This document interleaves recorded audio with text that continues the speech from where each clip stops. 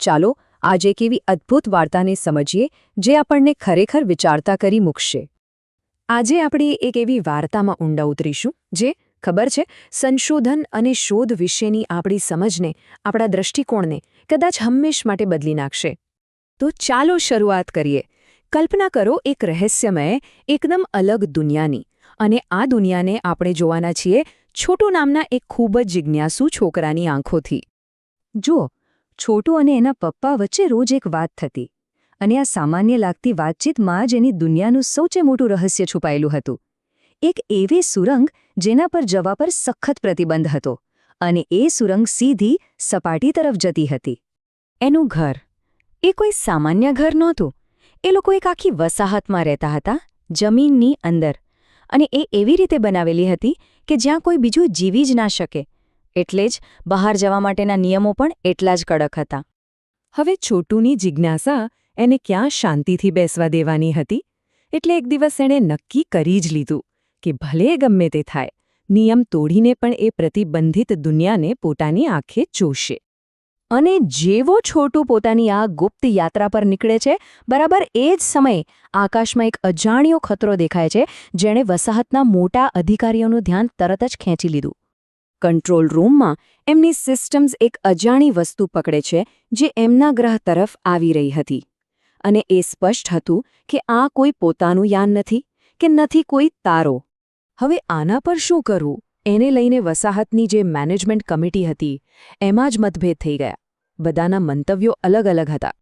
પણ એ લોકો કંઈ નક્કી કરે એ પહેલાં જ પરિસ્થિતિ હાથમાંથી નીકળી ગઈ. એક અચાનક જાહેરાત થઈ કે પેલું અજાણ્યું યાન એમની સપાટી પર ઉતરી ગયું છે. આ બાજુ છોટુના પપ્પા, જે કંટ્રોલ રૂમમાં જ કામ કરતા હતા, એ છોટુને પણ સાથે લઈ આવ્યા હતા, જેથી એ આ ઐતિહાસિક ક્ષણનો સાક્ષી બની શકે. બધા સ્ક્રીન પર જોઈ રહ્યા હતા, અને એમણે જોયું કે પેલા વિચિત્ર યાનમાંથી એક યાંત્રિક હાથ, એક મિકેનિકલ આર્મ ધીમે ધીમે બહાર આવી રહ્યો હતો. આ બધું જોઈને છોટુ તો બસ મંત્રમુગ્ધ થઈ ગયો હતો. પણ એની નજર અટકી હતી કંટ્રોલ પેનલ પરના એક ખાસ બટન પર. એકદમ લાલ ચટક રંગનું બટન જે જાણે એને પોતાની તરફ બોલાવી રહ્યું હતું. અને બાળ સહજ કુતૂહલવશ એણે પોતાને રોકી ન શક્યો અને એ બટન દબાવી દીધું. એવું લાગ્યું કે બસ એના એક બટન દબાવવાથી બધું બગડી ગયું. પણ સાચી કહાની જે દેખાઈ રહી હતી એનાથી બિલકુલ અલગ હતી. અને અહીં આવે છે વાર્તાનો સૌથી મોટો વળાંક.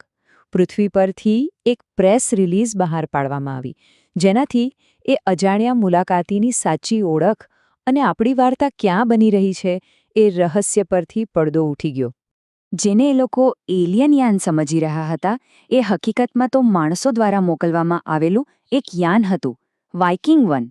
અને છોટુનો ગ્રહ એ બીજું કોઈ નહીં પણ આપણો પાડોશી ગ્રહ મંગળ હતો. છોટુને જે લાગ્યું કે એણે બધું બગાડી નાખ્યું, એ ખરેખર તો એક નાનકડી ટેકનિકલ ખામી હતી, અને પૃથ્વી પર બેઠેલા નાસાના વૈજ્ઞાનિકોએ એને લાખો કિલોમીટર દૂરથી રિમોટ કંટ્રોલથી જ તરત જ ઠીક કરી દીધી. તો સવાલ ઈ થાય કે પૃથ્વી પરથી આવેલો આ મિકેનિકલ હાથ આખરે મંગળ પર કરવા શું માંગતો હતો? જુઓ, વાઇકિંગ લેન્ડરનું મિશન એકદમ સ્પષ્ટ હતું. એણે ત્યાંની માટીના સેમ્પલ લઈને કેટલાક પ્રયોગો કરવાના હતા, જેથી બ્રહ્માંડના સૌથી મોટા સવાલોમાંથી એકનો જવાબ મળી શકે. શું આપણે એકલા જ છીએ? આ પહેલીવાર હતું જ્યારે માનવજાત પાસે કોઈ બીજા ગ્રહોની સપાટી પર જઈને ત્યાં જીવન છે કે નહીં એની સીધી તપાસ કરવા માટેના સાધનો હતા. પૃથ્વી પરના વૈજ્ઞાનિકો શ્વાસ રોકીને રાહ જોઈ રહ્યા હતા. આ મિશન ટેકનોલોજીની દૃષ્ટિએ એક ચમત્કાર તો હતો જ, પણ સૌથી મોટો સવાલ એ હતો કે આખરે એને ત્યારે શું મળ્યું? મંગળની માટીના સેમ્પલનું ખૂબ જ બારીકાઈથી વિશ્લેષણ કરવામાં આવ્યું, પણ વાઇકિંગ 1 લેન્ડરને ત્યાં જીવન હોવાનો કોઈ પાક્કો પુરાવો ન મળ્યો. ભલે એ સમયે જવાબ નામાં મળ્યો, પણ એનાથી આપણે લાલ ગ્રહને જાણવાની, એનું અન્વેષણ કરવાની ઈચ્છા ઓછી ન થઈ, બલકે એ વધુ મજબૂત બની. અને જીવનની એ શોધ આજે પણ ચાલુ જ છે. અને એની પાછળ પ્રેરણા એ જ છે, એ જ જિજ્ઞાસા જેણે પેલી વાર્તામાં છોટુને પેલા લાલ બટન સુધી પહોંચવા માટે મજબૂર કર્યો હતો.